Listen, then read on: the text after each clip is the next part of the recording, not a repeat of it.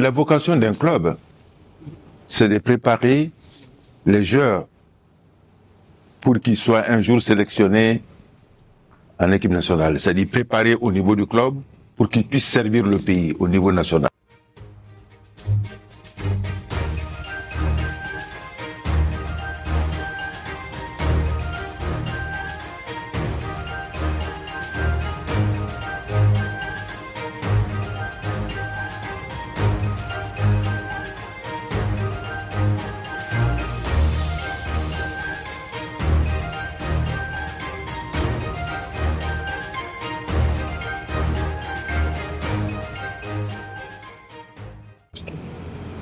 Et le Djoliba ne fait pas exception à cela. Le Djoliba aussi prépare ses joueurs en vue de servir l'équipe nationale du Mali.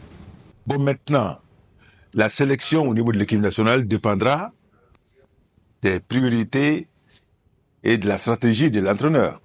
Et ça aussi, on lui concède cela parce que c'est lui qui choisit et c'est lui qui mène, qui gère le pays au niveau national, l'équipe nationale, et qui amène l'équipe à la CAN.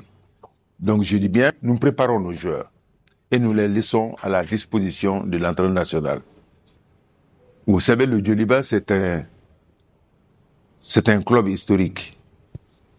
Peut-être que vous, les jeunes, vous ne comprenez pas ça, vous ne sentez pas cela. Quand je dis club historique, le Djoliba s'identifie, est sorti de ce qu'on appelle l'amicale du Soudan. D'abord, le club Arts et Métiers, qui était le club du président Modibo, et l'amicale du Soudan, avec Makan Makumba. Ces clubs ont créé les conditions pour se battre pour l'indépendance du Mali. C'est pourquoi j'ai dit que le Djoliba est un club historique. Nous sommes un club qui s'est identifié très tôt avec l'identité nationale. Alors nous nous sommes battus. Vous allez peut-être découvrir dans les archives un jour que quelqu'un a dit, à l'époque au gouverneur du Soudan français, il lui a dit, les matchs de football se déroulaient entre les équipes des militaires blancs et les équipes indigènes. Mais bien sûr, à l'époque, c'était tout simplement, c'est l'équipe des militaires blancs qui devait gagner. Et si d'aventure, elle devait perdre, c'était la bagarre, parce que pour eux, les indigènes ne peuvent pas gagner sur l'équipe. Et alors, une fois, quand notre équipe a gagné, je veux dire l'équipe des indigènes, on a frappé, on a giflé un joueur indigène. Alors, Makan Makumba a dit, il a écrit au gouverneur, pas seulement dit, il a écrit au gouverneur du Soudan français, il a dit, la prochaine fois, si jamais on gifle un joueur indigène, ça se lavera dans le sang. Et le Djoliba est sorti justement de cela. Donc très tôt, nous nous sommes identifiés au pays, à la conquête de la souveraineté du pays, à la conquête de la dignité du peuple malien. C'est pourquoi je dis que c'est un club historique. Nous aussi, nous nous sommes intégrés. C'est comme ça que nous sommes allés au Djoliba. Parce qu'à l'époque, c'était la période du président Modibo, le travail idéologique était très renforcé. Donc nous, très jeunes, nous sommes entrés dans ces créneaux et nous nous battons pour notre pays. Nous sommes avec notre pays. Nous sommes prêts à mourir pour notre pays, pas pour l'intérêt de quelqu'un d'autre. Au plan technique, le Djoliba est prêt à donner tous les joueurs qu'on va sélectionner à son niveau, mais au plan passionnel aussi, nous vivons et nous vivrons avec l'équipe nationale.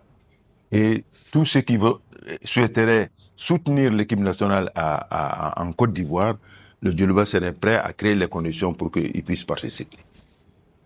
J'ai appris que c'est ce soir qu'on va donner la liste. Sinon, au moment où je vous parle, je n'ai pas une idée de ce qui va se passer. Voilà, donc je préfère attendre que l'entraîneur fasse ses choix.